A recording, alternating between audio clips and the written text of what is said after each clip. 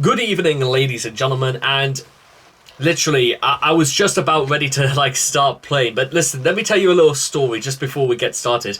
I literally woke up from a very, very short 20-minute siesta, just on that bed over there. I literally go straight to the bathroom to wash my face and all that. It smells like somebody's been grilling bacon in the shower room for the last hour. And then literally as soon as I do that, I walk back over here. It smells like somebody's been stewing fettuccine with pesto and mozzarella for the last 10 hours. There is such... What has been going on downstairs that it smells like that? I don't know. I literally have no idea. Maybe I need to go and investigate. But in the meantime, Apocalyptica. Again, priorities, as they say. Now, you may be interested to know, ladies and gentlemen, is that my only other experience with Saint Anger was when I sort of reviewed the whole album back in 2019. Videos are sadly lost to time, but to be honest, my memories about Saint Anger, I have no real memory about this album whatsoever, which, to be fair, I'm pretty sure that was the only time I ever listened to the album anyway. But then again, I can't really necessarily recall anything that really stood out that made me say, yes, I want to return to that album. Because most Metallica fans will concede, even those that do like Saint Anger know that in terms of their collective discography, Saint Anger is probably the low point of their career. That's only if you don't include things like Lulu and Garage Incorporated. Now, here's the thing about Garage Incorporated. I like it, don't get me wrong, but it's certainly a choice to literally just put out an entire album just covers. That's quite a bold idea, but so I can only really judge them based on what Metallica can do for them. But then again, maybe I ought to give Metallica the benefit of the doubt and actually check those sorts of songs out. Maybe I ought to do that, but that's besides the point. Now, one thing there is one or two things I do remember, and the fact is that a lot of people reference Saint Anger as being the best song on the titular album. I, however, didn't exactly share a great sentiment, because even if that was supposed to be the best song, I still didn't think it was that good. I think my complaints about it was that it was way too long. It didn't really have any solo. There wasn't anything the riff about it was that it was just passive aggressive anger, but there was there was nothing to sustain it. It didn't have... there are some people who could write songs about anger who will let their heart bleed into their songs. You know what I mean? They really let it out. And Linkin Park, back in their heyday, they absolutely did this to the 10th degree. And you could say different times and all that, but no, Chester is so synonymous with the early 2000s, pretty much all the way through the 2000s. In fact, no word of a lie, ladies and gentlemen, I was listening to No More Sorrow about a couple of hours ago, and it's still kind of surprising, really, that that's a song that doesn't get referenced more and more. I mean, I know it's specifically about Chester or they continue to discuss with Bush Jr. During the late 2000s, but it does. You'll be surprised, ladies and gentlemen. I can see that being brought back every so often, as not just American Idiot. But the point is that now we are back with Apocalyptica.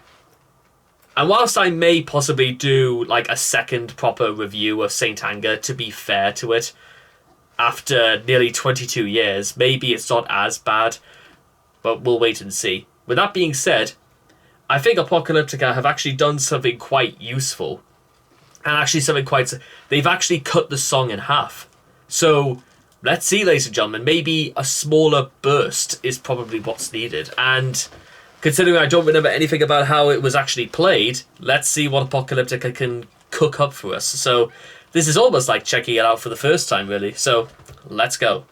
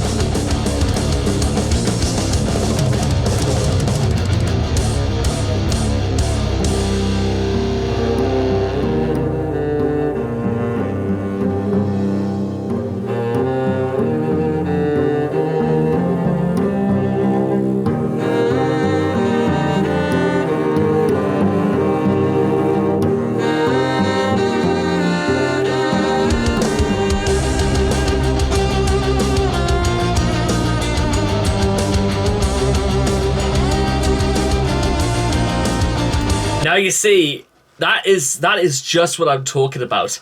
The anger, it thunders, it crashes in, and then the mist descends, and it becomes somber, but then anger comes creeping up back in. But it's not full on. It's not like it wants to take over immediately. It's like it has to like subsidize the grief and the pain and the torment, which.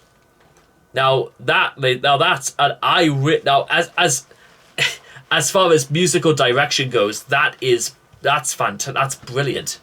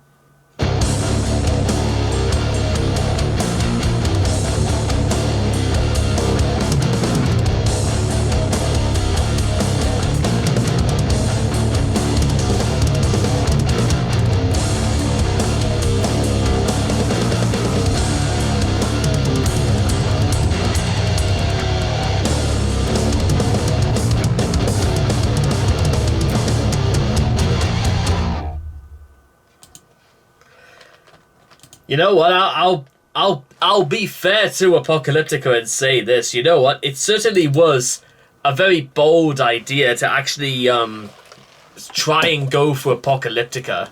Well, to go for Saint Anger the way they did, because honestly, this is the probably this is the sort of thing I absolutely. If I honestly hope to God that this was something that they just straight up like had in.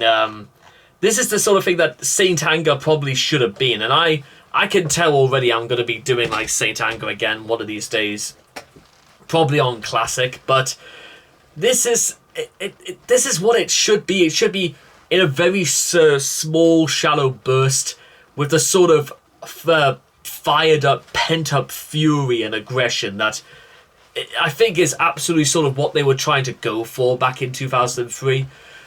So I will, honest to God, say that about Saint Anger, is that I can see, obviously, what the influence is, and the execution, to be fair to Apocalyptica, is absolutely on display, and it's absolutely what... Listen, if I had any say whatsoever in writing music, that's probably how I would have done it as well. Now, with that being said, I still think Saint Anger is far from the best song that Metallica have ever done.